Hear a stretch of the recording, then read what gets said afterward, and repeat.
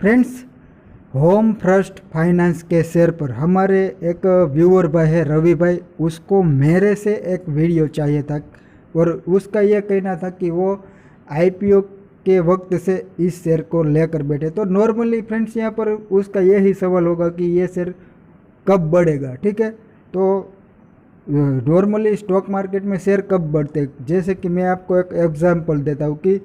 जैसे जैसे रेवेन्यू बढ़ती है या फिर सेल्स बढ़ती है कंपनी की, वैसे वैसे स्टॉक ऊपर जाता है और जितनी गति से रेवेन्यू बढ़ती है उतनी गति से स्टॉक ऊपर जाता है। यानी कि अभी इन्फोसिस ने यह कहा है कि वो 10 से 12% से ग्रो करेंगे, तो उसका शेयर उस गति से बढ़ेगा। और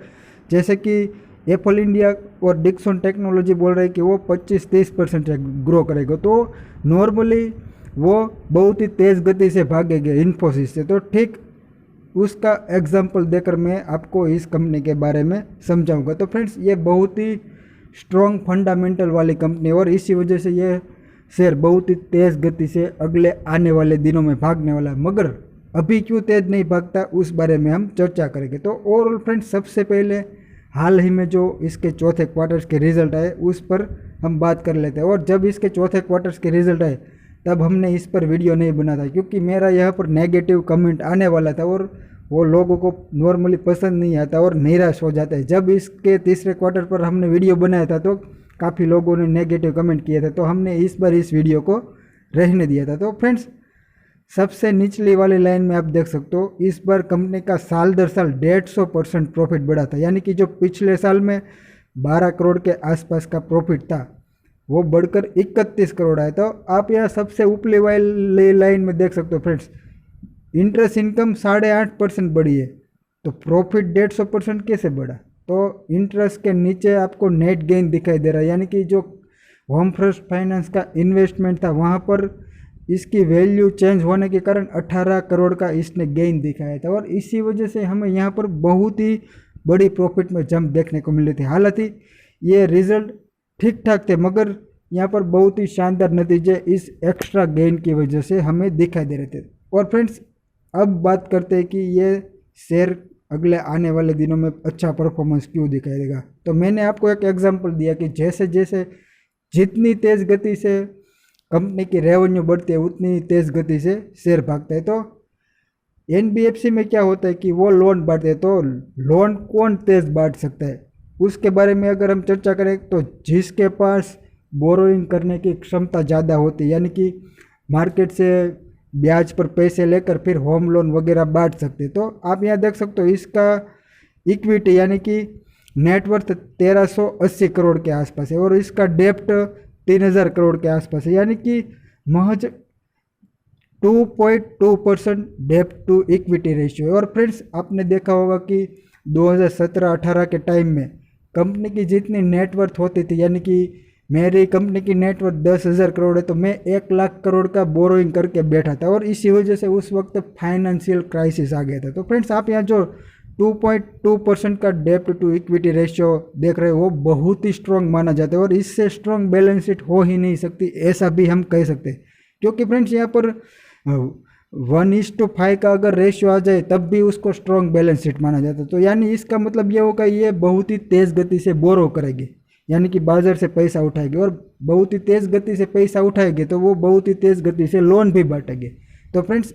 इसी वजह से यहाँ पर नेट इंटरेस्ट इनकम अगले आने वाले दिनों में बहुत ही तेज़ गति से बढ़ने वाली है और इसी वजह से यह कंपनी मुझे पसंद है। और फ्रेंड, ये हमें यहाँ पर दिखाई भी दे रहा है कि आप देख रहे हो कि जो कोरोना आया था अप्रैल में पिछले साल, तो वहाँ पर 52 करोड़ के आसपास के कंपनी ने लोन बांटे थे और दूसरे क्वार्टर में 243 करोड़ के लोन बांट दिए थे और अभी जो चौथे क्वार्टर्स का रिजल्ट है वहाँ पर 451 करोड़ के लोन बांटे थे और साल दर साल आप यहाँ देख सकते हो 30% के आसपास की ग्रोथ दिखाई थी। तो फ्रेंड्स, एनबीएफसी वगैरह में 20% के आसपास की ग्रोथ को भी बहुत ही हाई ग्रोथ माना जाता है, मगर यहाँ पर उससे भी तेज़ ग्रोथ हमें देखने को मिल रही है, यानी कि यहाँ पर उसकी जो टैलेंट है या फिर कैपेसिटी है वो हमें स्पष्ट दिखाई दे रही है। और दूसरा फ्रेंड्स, एनबीएफसी में ये देखा जाता है कि वो जो लोन बांट रहे हैं उसमें से डिफ़ॉल्ट बहुत ज़्यादा नहीं होना चाहिए, क्योंकि जितना लोन डिफ़ॉल्ट होगा उतना पैसा प्रॉफिट से अलग निकाल कर प्रोविज़न बनाना पड़ेगा। क्योंकि फ्रेंड्स, जो ये लोग लोन बांटते वो किसी से उधार लेकर किसी को लोन देते, तो उसको वापस करने के लिए प्रॉफिट में से निकाल कर प्रोविज़न बनाना पड़ता है। तो आप यहाँ देख सकते हो इसका 2% से भी कम ग्रोस एनपीए यानी कि 1.8% के आसपास का ग्रोस एनपीए, और इसके ऊपर ऑलरेडी इसने 75% के आसपास प्रोविज़न बना ली, यानी कि अब प्रॉफिट में से निकाल कर और ज़्यादा प्रोविज़न बनाने की ज़रूरत नहीं है। और अभी बाज़ार इस शेयर को अग्रेसिव होकर बाय क्यों नहीं कर रही? तो अभी वापस दूसरी कोरोना की लहर आ गई, तो सभी लोग ये देखना चाहते हैं कि जो ये 1.8% का ग्रोस एनपीए वो आगे क्या होता है, यानी कि यहाँ से और एसेट क्वालिटी ख़राब होती है या नहीं। और इसी वजह से सभी लोग इस साल के पहले क्वार्टर के रिजल्ट की सभी फाइनेंशियल कंपनी यानी कि बैंक हो या फिर एनबीएफसी हो, सभी की वेट कर रहे हैं। और मैनेजमेंट का पर्सनली इस पर यह गाइडेंस है कि वो यहाँ से एसेट क्वालिटी और ख़राब होते हुए नहीं दिखाई दे रही, और उसका यकीन है कि उसको कोई अपेक्षा नहीं है कि यहाँ से और एसेट क्वालिटी ख़राब होगी, क्योंकि यहाँ पर जो दूसरी बार इंडिया के अंदर लॉकडाउन हो रहा है उसमें बहुत ही फ़र्क है पहले वाले लॉकडाउन से। पहले वाले लॉकडाउन में सभी बिजनेसेस बंद थे और जो शहरों में जो भी लोग थे वो गांव की ओर तेज़ी से प्रयाण कर रहे थे, और यहाँ पर इस बार ये हो रहा है कि कुछ ही स्टेट में लॉकडाउन है और अब फिर भी बिजनेस काफ़ी हद तक शुरू है, तो इसी वजह से यहाँ पर और ज़्यादा डिफ़ॉल्ट होने के चांस बहुत ही कम है, ऐसा कंपनी का कहना है। तो फ्रेंड्स, जो एनबीएफसी या फिर फाइनेंशियल कंपनी के जो दो मेन पैरामीटर होते हैं, यानी कि लोन कितनी तेज़ गति से बांटने वाला है और उसके अलावा लोन की जो डिफ़ॉल्ट रेट है वो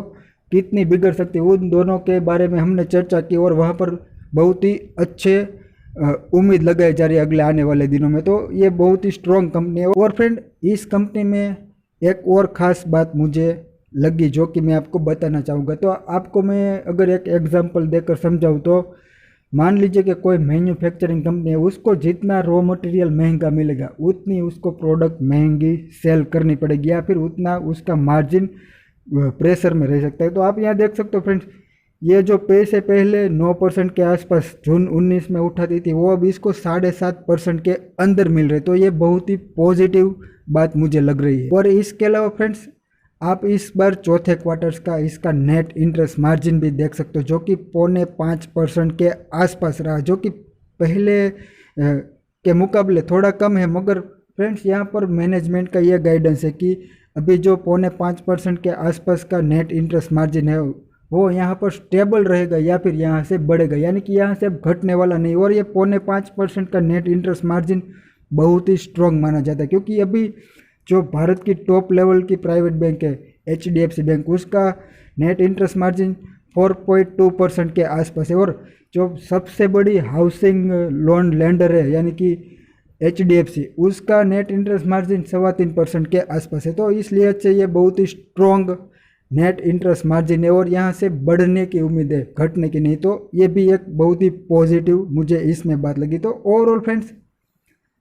कुल मिलाकर हम बात करें इस कंपनी की तो अभी शॉर्ट टर्म में एक क्वार्टर तक इस शेयर में कोई बहुत बड़ी हलचल की उम्मीद ना रखें, मगर बाद में यहाँ पर बहुत ही बड़ी अपसाइड अगले आने वाले 1-2 साल में देखने को मिल सकती है। तो